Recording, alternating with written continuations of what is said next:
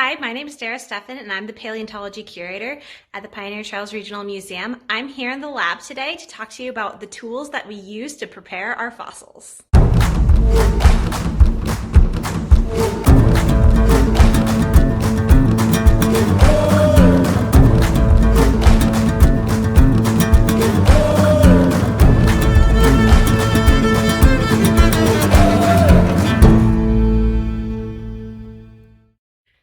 Paleontologists use a wide variety of tools to help clean the fossils after they come out of the ground.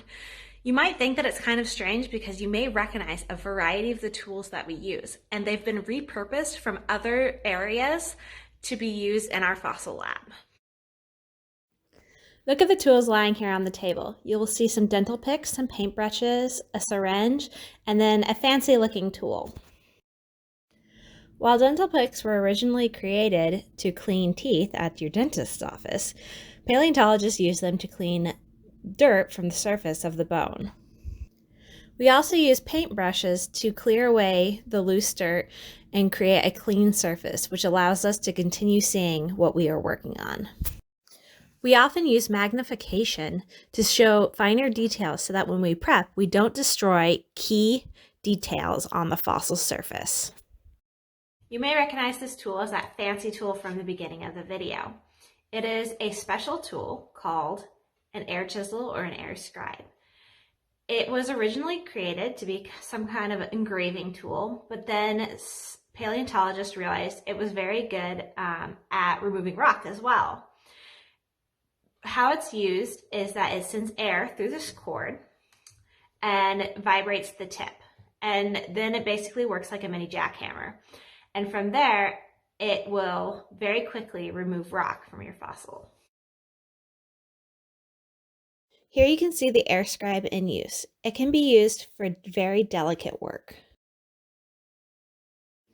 Paleontology uses a specialized glue that is basically a plastic that we dissolve in either acetone or ethanol. The main two glues that we use in our lab is paraloid and butyvar. We also use a substance called marble powder, which mixes with the glues and is good for patching holes or gaps in the fossils. That is typically the white substances you see on a fossil on display. Since it is mixed with our glue, it is reversible if you add more acetone or ethanol. We use syringes to insert the glue into areas that are harder to reach, such as cracks on the bone surface.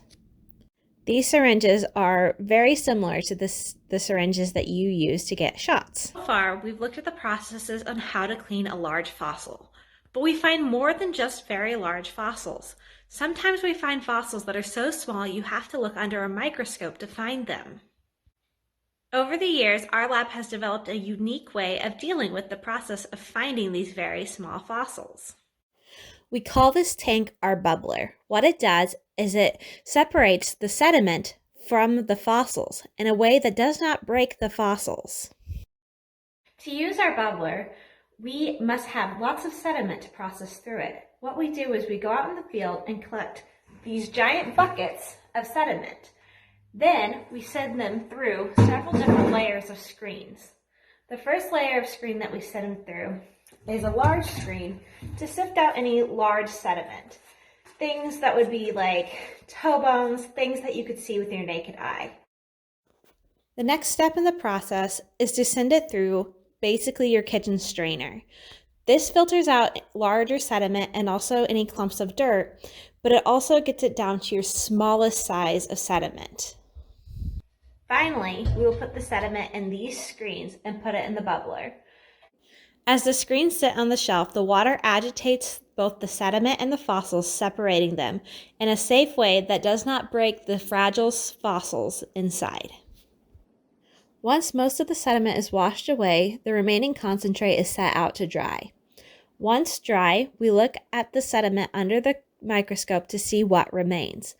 Most of the fossils that are found underneath are fish scales, tiny jaws, teeth, and things that you wouldn't necessarily find if you were just looking without the aid of a microscope. These are just a few of the unique processes that we use to get the fossils ready for you when you come to visit the museum. You learned a lot today, and you think about the different things that go into preparing a fossil before it's ready to go out onto display. Thanks.